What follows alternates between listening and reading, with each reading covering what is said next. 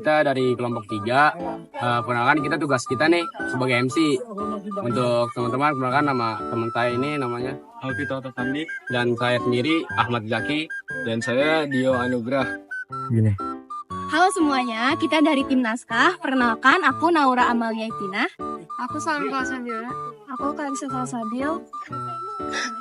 Halo semuanya, kita dari tim editor. Nama aku Hanifah Dea Putri. Nama aku Nera Nazira. Dan saya dari tim kameramen. Halo semuanya. Jadi kita bertiga akan mengeksplor tentang ada apa aja yang di Monumen Pancasila Sakti. Untuk kalian, tungguin videonya, oke? Let's go! Persiapan kamarnya ya. Nah, setelah selesai dari situ,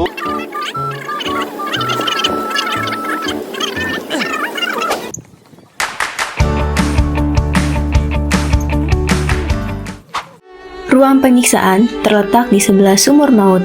Pada saat terjadinya pemberontakan, serambi rumah ini konon digunakan oleh gerombolan G30 PKI sebagai tempat menawan dan menyiksa para perwira TNI AD sebelum akhirnya dibunuh dan dimasukkan ke dalam sumur maut. Teman-teman, sekarang kita sudah ada di depan sumur maut. Yang di depannya ada patung 7 pahlawan revolusi. Ada apa aja di sumur maut? Mari kita lihat ke dalamnya. Sumur tua yang menjadi lokasi pembuangan jenazah korban G30 SPKI dikenal dengan nama sumur maut. Sumur ini berdiameter 75 cm dengan kedalaman mencapai 12 meter. Dengan diameter itu, para pahlawan revolusi yang dibuang ke dalam sumur berada dalam kondisi saling bertumpuk.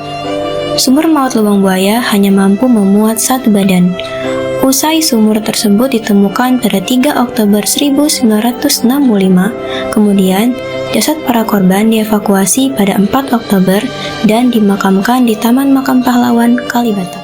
Di sini ada 7 pahlawan revolusi. Yang pertama ada Kapten Sejati Pierre Tendian. Yang kedua ada Letnan Jenderal TNI S. Parman. Yang ketiga ada MT Harjono Letnan Jenderal TNI. Oke, selanjutnya di sini ada pahlawan yang keempat, yaitu Letjen Ahmad Yani. Terus selanjutnya ada Letjen TNI Subkapten. Dan selanjutnya di sebelah sana ada Suyotojo Siswamhart. Tugas beliau sebagai Majen atau Mayor Jenderal. Selanjutnya di sebelah ini ada Donald Izakus Panjaitan. Tugas beliau sama seperti Siswamhart, dia sebagai Majen, Mayor Jenderal. Kita akan menjelaskan arti dari peristiwa G30 SPKI. G30 SPKI adalah singkatan dari Gerakan 30 September Partai Komunis Indonesia. Ini merujuk pada peristiwa yang terjadi pada malam 30 September hingga 1 Oktober. Ketika sekelompok perwira militer diduga terkait dengan PKI menculik dan membunuh 6 jenderal Angkatan Darat Indonesia. Peristiwa ini kemudian digunakan oleh militer di bawah pemimpin Jenderal Soeharto sebagai alasan untuk melancarkan pembunuhan terhadap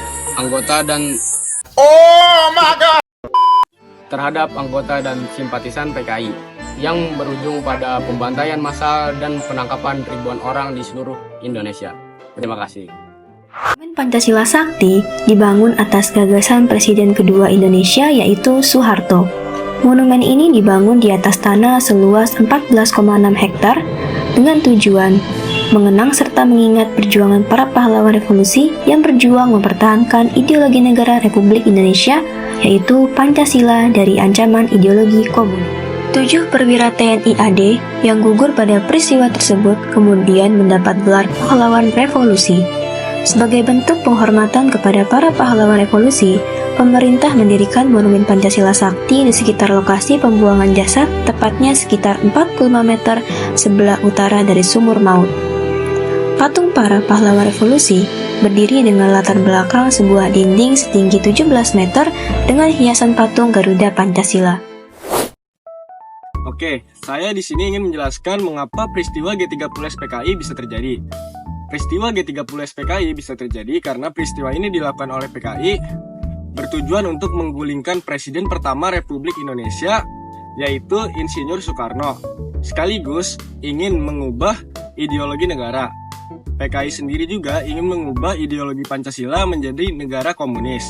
Saat itu, PKI merupakan salah satu partai terbesar yang ada di Indonesia, menempatkan urutan keempat pada pemilu tahun 1955. Oke, selanjutnya saya ingin menjelaskan upaya apa sih yang dilakukan pemerintah untuk menumpas G30 SPKI.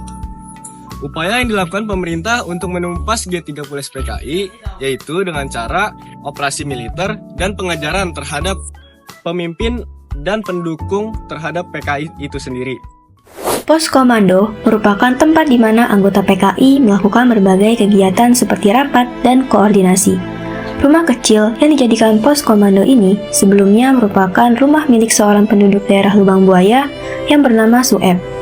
Pada peristiwa G30 SPKI, rumah tersebut digunakan oleh pimpinan gerakan yaitu Letkol Untung untuk mempersiapkan penculikan terhadap 7 perwira TNI. Saya akan menjelaskan apa alasan PKI menculik dan membunuh para jenderal atau pahlawan revolusi Indonesia. Yang pertama adalah pengaruh politik. PKI ingin menggulingkan pemerintahan di bawah Presiden Soekarno-Hatta dan merebut kekuasaan di Indonesia. Dengan cara menculik para jenderal, PKI berusaha untuk menghilangkan penghalang utama dalam tujuan politik mereka. Kedua, ketidakstabilan. PKI merasa terancam oleh kekuatan militer yang kuat dan pengaruhnya dalam pemerintahan. Dengan cara menghilangkan para jenderal, PKI berharap bisa menciptakan situasi yang ketidakstabilan yang memungkinkan mereka untuk menguasai situasi. 3. Taktik militer. Dalam konteks kudeta, tindakan tersebut adalah upaya untuk melemahkan struktur komando militer dan memprovokasi krisis yang bisa dimanfaatkan untuk menggulingkan pemerintahan yang sah. Dapur umum ini digunakan oleh gerombolan PKI untuk melawan anggota pasukan pemberontakan. Rumah ini dipertahankan keasliannya mulai dari bentuk, isi rumah, hingga perabotan yang ada di dalamnya. Mobil-mobil tua peninggalan pahlawan revolusi. Monumen Pancasila Sakti menyimpan kendaraan yang digunakan oleh gerombolan PKI untuk mengangkut para perwira TNI AD menuju markas mereka di Lubang Buaya. 2 mobil tua itu juga dapat dijumpai di sana. Kedua mobil itu yakni mobil dinas yang pernah digunakan oleh Jenderal TNI Ahmad Yani sewaktu menjabat Menteri atau Panglima Angkatan Darat pada tahun 1962 sampai 1965. Kemudian, mobil dinas milik Pangkostrat Maijen TNI Soeharto yang pernah digunakan untuk memimpin operasi penumpasan pemberontakan G30 SPKI. Setelah kita mengeksplor Monumen Pancasila Sakti, kita akan memasuki Museum Pengkhianatan PKI. Museum Pengkhianatan PKI. Museum Pengkhianatan PKI menyuguhkan beberapa diorama yang menceritakan tentang pemberontakan PKI di berbagai daerah di Indonesia. Yang akan kami bahas di sini yaitu diorama rapat persiapan pemberontakan PKI, pemberontakan PKI di Madiun, dan pemberontakan PKI di Cirebon.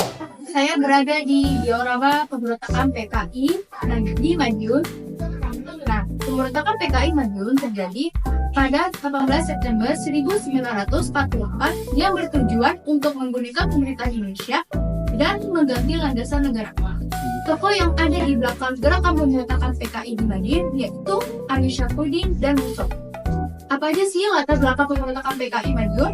Yang pertama, jatuhnya kabinet Amir Syafruddin akibat persetujuan perjanjian Traffic yang sangat merugikan Republik Indonesia. Pasca turunnya Amir Syafruddin dari Perdana Menteri, kemudian mendirikan Front Demokrasi Rakyat yang bekerja sama dengan Partai Komunis Indonesia. Yang kedua, kedekatan Amir Syafruddin dan Musso memiliki cita-cita yang menyebarkan ideologi komunisme di Indonesia. 3. Munculnya propaganda, rekonstruksi dan rasionalisasi militer. Pada kabinet Hatta, yaitu menggunakan 100.000 tentara menjadi rakyat biasa untuk penghematan biaya. Tujuan pemberontakan PKI di Madiun. Apa aja sih? Kita lihat. 1. Pembentukan negara Republik Indonesia Soviet. Kedua, mengganti dasar negara Pancasila dengan komunisme.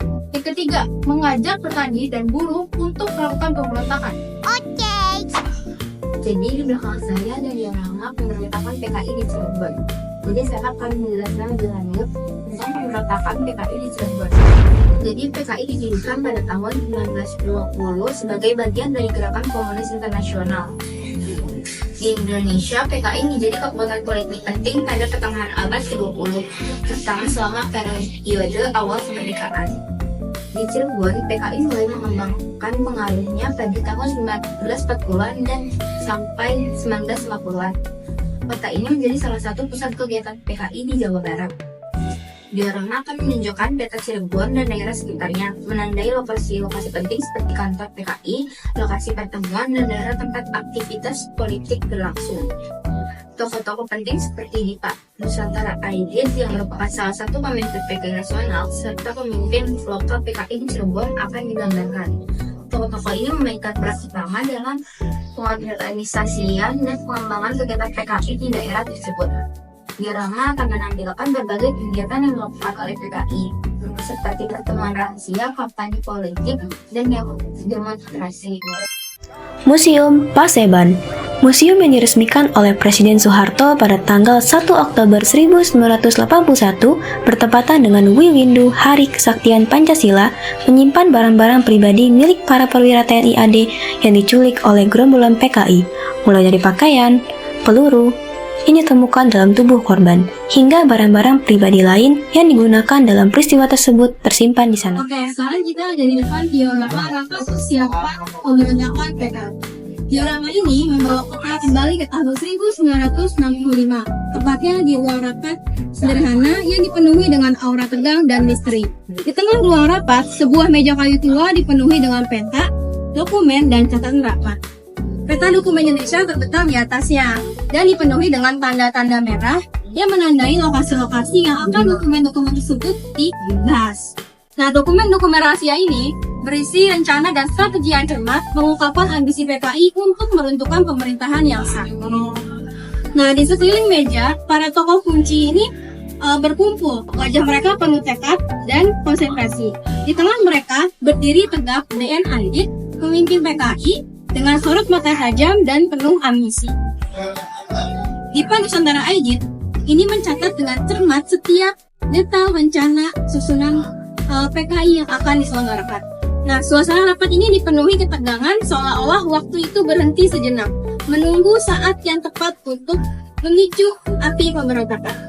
Nah, di sudut ruangan ini berdiri senjata api untuk digunakan dalam pertempuran yang akan datang. Nah, pemandangan ini menunjukkan siap siaga PKI untuk meraih sikap siaga, meraih kekuasaan, menggunakan kekerasan jika diperlukan.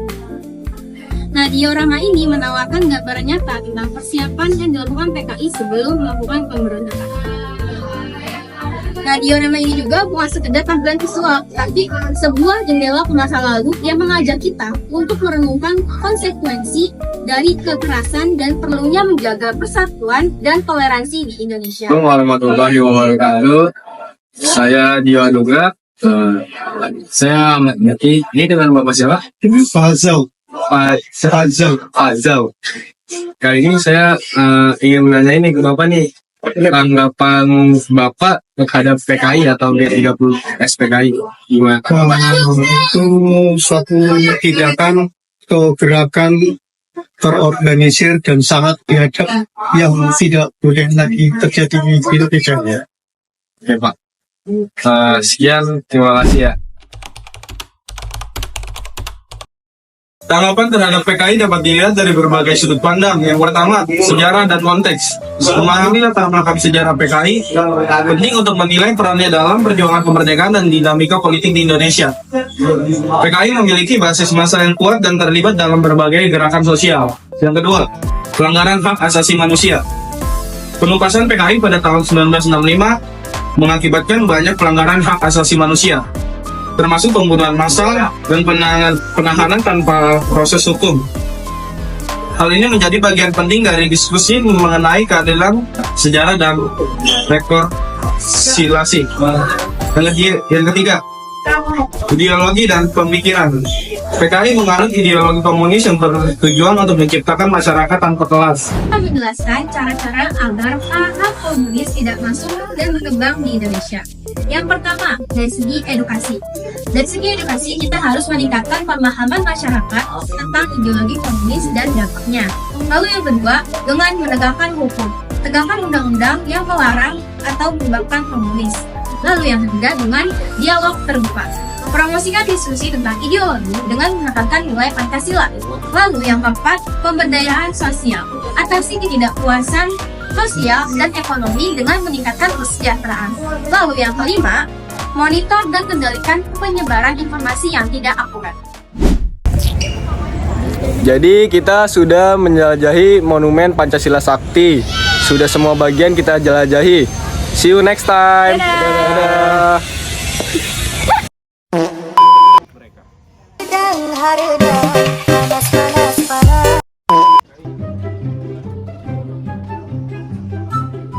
Apaan tuh? Kita bikin romantis. Meanwhile.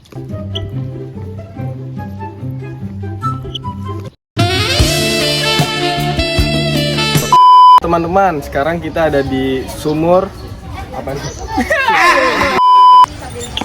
Halo semuanya. Ulang.